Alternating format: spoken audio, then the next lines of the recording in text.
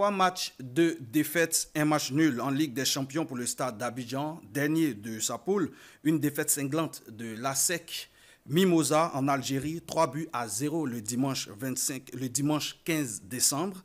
Les Ivoiriens s'inquiètent sur la capacité de leurs représentants à faire bonne figure dans les compétitions africaines. Pourquoi les clubs ivoiriens sont-ils à la peine sur le continent? Quelle solution pour un football ivoirien performant à l'extérieur? Pour répondre à cette question, nous avons invité sur ce plateau Léonard Dogbo. Il est ancien footballeur, aujourd'hui consultant. Bienvenue sur le plateau de cette info. Merci Eric. Merci. Alors, avec vous, nous tenterons de comprendre les causes du balbutiement des clubs ivoiriens à l'extérieur, comme on vient de le dire. Alors, dites-nous, comment expliquer cette gifle reçue par la SEC en Algérie? Bon, merci Eric de l'opportunité que vous me donnez d'en parler. Mais on va dire simplement que l'arbre ne doit pas cacher la forêt.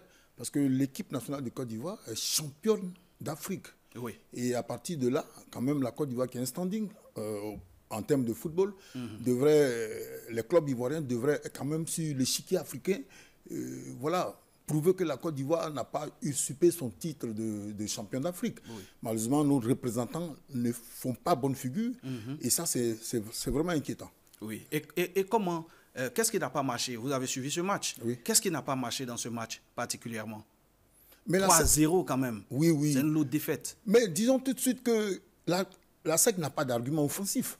Quand on regarde le match, la SEC n'a à aucun moment inquiété cette équipe de l'USM Alger. Oui. Voilà, c'est une équipe qui a marché constamment sur la SEC.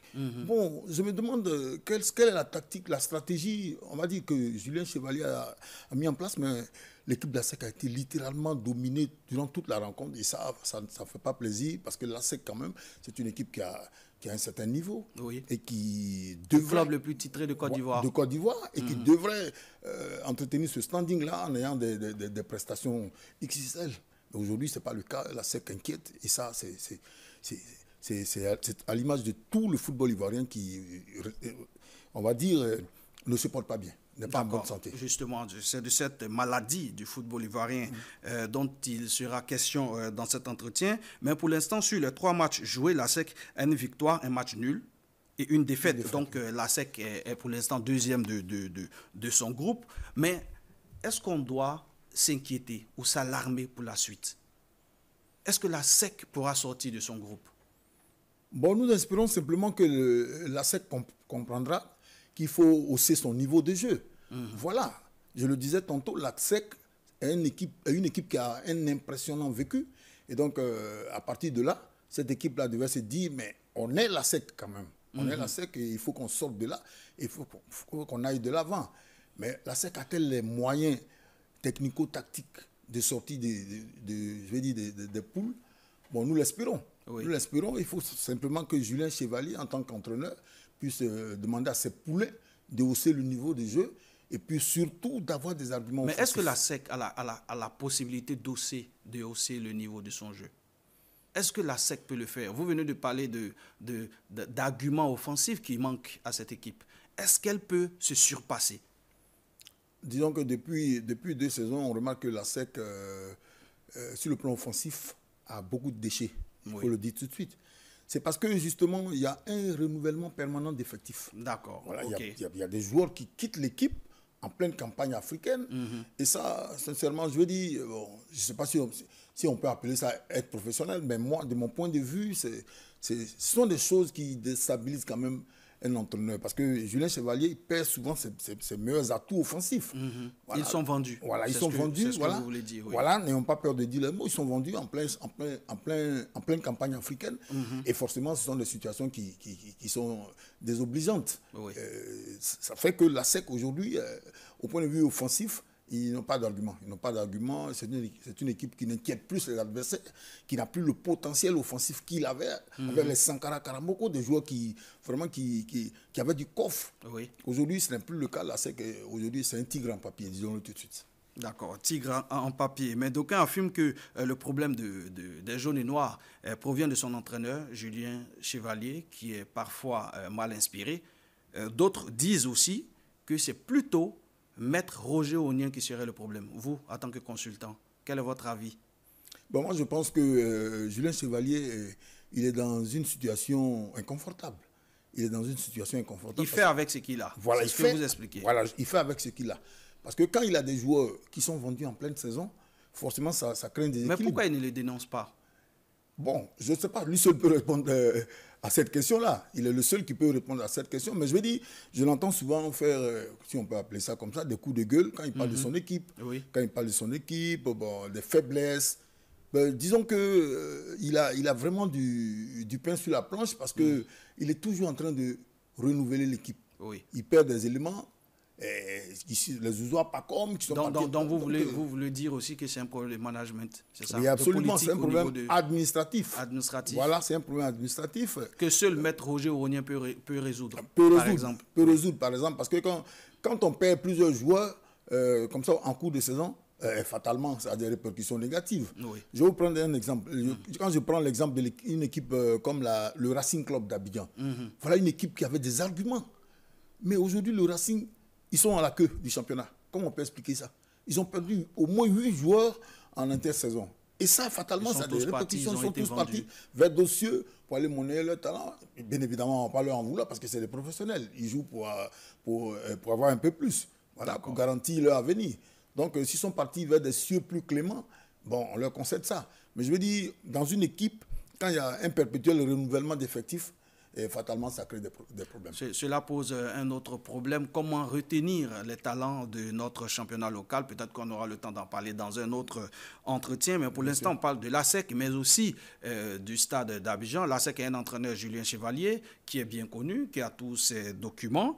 Mais est-ce le cas du stade d'Abidjan? On vous laisse écouter Zoum Diakité. C'est un confrère de Radio Treichville qui fait des révélations sur l'entraîneur du stade d'Abidjan. Le stade d'Abidjan joue sans son entraîneur. C'est l'entraîneur-là qui conduit l'équipe sur la scène locale avec un bon comportement en championnat. Le stade d'Abidjan est 3e avec, je crois, Thématia en moins. Mais sur la scène africaine, cet entraîneur n'a pas l'occasion de se retrouver sur le banc de touche parce qu'il ne disposant pas de la licence ACAF. Il n'est pas autorisé à être sur le banc de touche lors de la Coupe africaine. Et puis forcément, donc, ça crée un dysfonctionnement parce que le message qui est véhiculé à l'entraînement, il n'est pas sur le banc pour mettre en place ce schéma-là. Alors c'est une incohérence que le stade doit pouvoir donc régler. Pourquoi aller en Coupe d'Afrique avec un entraîneur qui n'a pas le diplôme nécessaire pour être sur le banc? C'est un gros dilemme. Et là, le stade d'Abidjan payerait donc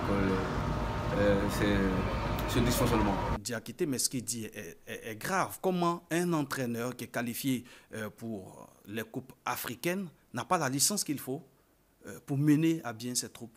Comment expliquer cela? Mais c'est un manque de professionnalisme, tout simplement, un manque de professionnalisme, on va dire, flagrant. Parce qu'une équipe comme le Stade... Donc, vous confirmez d'abord ce qu'il a dit? Bon, mais voilà, si, il a dit, c'est vrai. Et moi, je le savais. Donc, je veux dire, le Stade a dû être obligé de prendre un entraîneur qui a une licence A.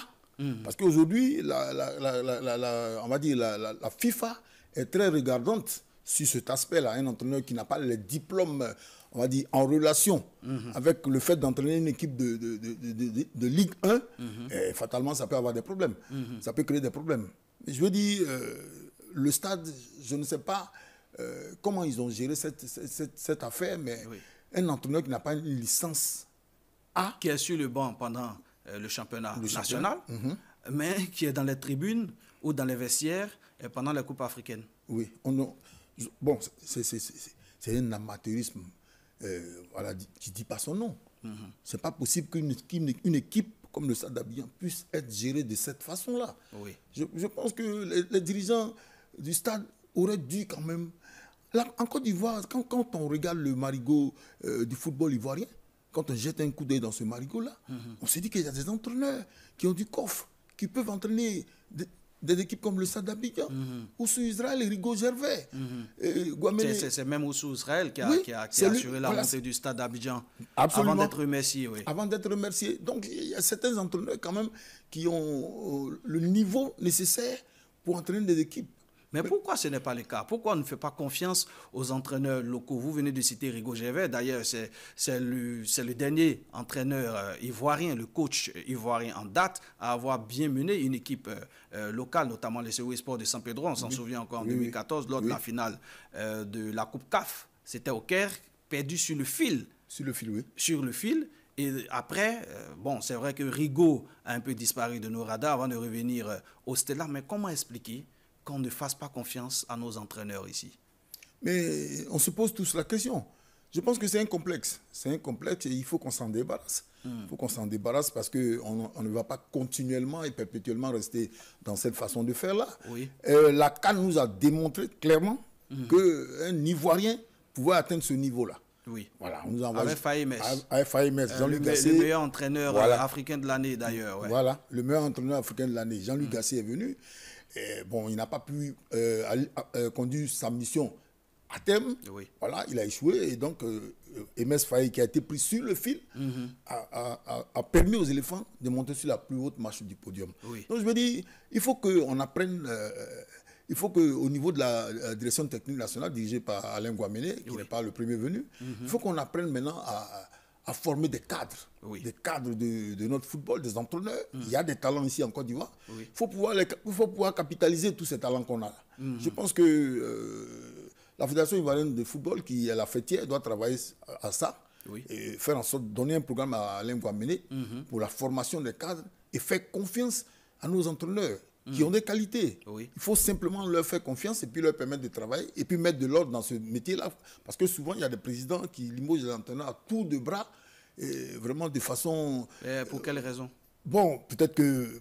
Pour peut-être des résultats. Bon, on a vu Guaméné Maxime avec le COE de San Pedro. L'année dernière, il était le meilleur entraîneur. Cette année, bon, en Coupe d'Afrique, il a échoué face à une équipe qui fait partie des gros bras, des mastodontes du football africain. Hilal de Khartoum. Oui, bien sûr. Donc, le fait d'avoir été battu par Hilal de Khartoum, Guaméné Maxime a été suspendu. Je pense qu'on devait le laisser quand même continuer jusqu'en fin de saison pour voir si cet entraîneur-là pouvait permettre à cette équipe de San Pedro de revenir encore, de redevenir champion de Côte d'Ivoire. Mais en le faisant, moi j'estime que c'est prématuré. D'accord. Alors, comment expliquer que le football local ait autant de problèmes, contrairement à notre équipe nationale? Parce qu'on a l'impression que tout se passe bien en équipe nationale. On l'a vu avec la Coupe d'Afrique des Nations. Vous venez de parler de Faye Metz. Vous venez de parler de la CAN. Tout se passe bien avec l'équipe nationale, mais ça ne va pas dans notre championnat local. Pourquoi? Vous qui êtes consultant et un observateur averti de notre championnat, comment expliquer cela? Bon, je veux dire que cette histoire quand même remonte... Rick Koulibaly, cette histoire remonte à la nuit des temps. Hein. Depuis l'époque de Didier Drogba, il n'y avait quasiment pas de joueurs de notre championnat dans cette équipe nationale-là. C'était tous des professionnels qui étaient en Europe et puis ailleurs dans le monde. Mais il n'y avait pas de joueurs locaux dans cette équipe-là, hormis peut-être après un ou deux joueurs de COE de San Pedro, comme Salé Roger, comme Sylvain Gbowo. Donc, je veux dire... Il faut quand même densifier notre championnat, faire en sorte que notre championnat soit un championnat Vous pensez crédible. que notre championnat n'a pas un bon niveau? Oui, de mon point de vue, le championnat... Et qu'est-ce qui explique le fait qu'il n'ait pas un bon niveau? Bon, moi, en ce qui me concerne, je pense que les joueurs ivoiriens vont prématurément en Europe. D'accord. Voilà, il faut tout faire pour les retenir. Voilà, ils sont nubilés par le fait d'aller en Europe. Ils veulent être tous des professionnels, à l'instar de beaucoup de leurs camarades. Donc, en jouant, l'idée est déjà vers l'Europe. Donc, il faut pouvoir dire aux jeunes gens, mais on commence ici d'abord avant d'aller en Europe. Tous ceux qui ont, par exemple, tous ceux qui ont réussi, comme les Yaya Touré, les Zokora Didier, tout ça, les Kolos, ils ont joué à la SEC. Ils ont joué ici. Ils ont joué à la SEC. Ils étaient à l'académie, ils ont même été formés ici. Voilà, ils ont été formés à l'académie l'académie avant de partir. Voilà, ils ont joué, ils ont montré ce dont ils étaient capables, les Bakikone, avant de se retrouver de l'autre côté. Mais aujourd'hui, quand on a 16-17 ans, on longe déjà vers l'étranger, on se dit non. C'est peut-être et même au niveau des familles. Il y a des familles, par exemple, qui vont voir comment dire, des dirigeants pour dire, moi, mon enfant, il veut aller ici. Et puis, vous n'êtes sans ignorer qu'il y a des agents véreux qui font miroiter. Et donc, il y a beaucoup de choses. Voilà, il y a beaucoup de choses. Voilà, ce sont ces choses-là qu'il faut soigner, il faut faire des assises. Je pense que le ministre délégué Metch doit faire des assises du sport ou du football. En tout cas, du football. Oui. C'est ce sport-là qui nous a apporté des lauriers, notamment la CAN 2023, oui. Au cours de laquelle les éléphants ont été sacrés champions d'Afrique. Donc, c'est un standing qu'on doit conserver. Oui. Voilà. Comment dire, bientôt au Maroc, on va défendre notre titre. Mais il ne faut pas qu'on soit ridicule. Il ne faut pas qu'on se dise... Parce que déjà, il y a certains pays, certaines nations qui disent que la Côte d'Ivoire est devenue champion d'Afrique par défaut. Oui. Voilà. Il faudra prouver qu'elle ne l'est pas par défaut. Voilà, elle ne l'est pas par défaut. En réalité, elle a des qualités. On a de très bons joueurs. Il faut pouvoir créer les conditions pour que notre championnat soit suivi. Moi, j'ai mal au cœur quand je vois que l'équipe nationale de Côte d'Ivoire, en son sein, il n'y a pas de joueurs du championnat local. Récemment, il y a le jeune Bédi Stéphane qui n'a même pas joué une seule minute. Qui n'a même pas joué une seule minute, qui a été appelé même, on va dire, par dépit, qui a été appelé juste parce qu'un des attaquants s'est blessé. Je crois que c'est Sébastien Haller qui ne devait pas venir. Mais bon, il a été appelé en renfort parce qu'il y avait une absence. Oui. Il est venu combler donc ce vide-là. Bon, moi je dis, il faut que quand même dans notre championnat, il y ait des joueurs. Ce n'est pas les talents qui manquent. Parce que dans l'équipe de jeunes, dans l'équipe coachée par Romaric, l'équipe A-Prime par exemple, il y a des joueurs de talent. Il y a de très bons joueurs. Très bons joueurs. Donc il faut pouvoir capitaliser tous ces talents-là. D'accord. Merci, Dogbo Léonard. C'est la fin de cette émission. C'est moi. Comprenez que ça va très vite, surtout quand on parle de sport avec un passionné comme vous. Ça va très vite. Merci. Voilà, c'est la fin de cet entretien. On espère vous revoir une autre fois sur ce plateau pour débattre encore de questions, pas seulement footballistiques, mais aussi des questions sportives. Ça sera un plaisir. En tout cas, merci d'être passé sur ce plateau. C'est la fin de cette émission. L'actualité continue sur cette info et sur cetteinfo.ci. Au revoir.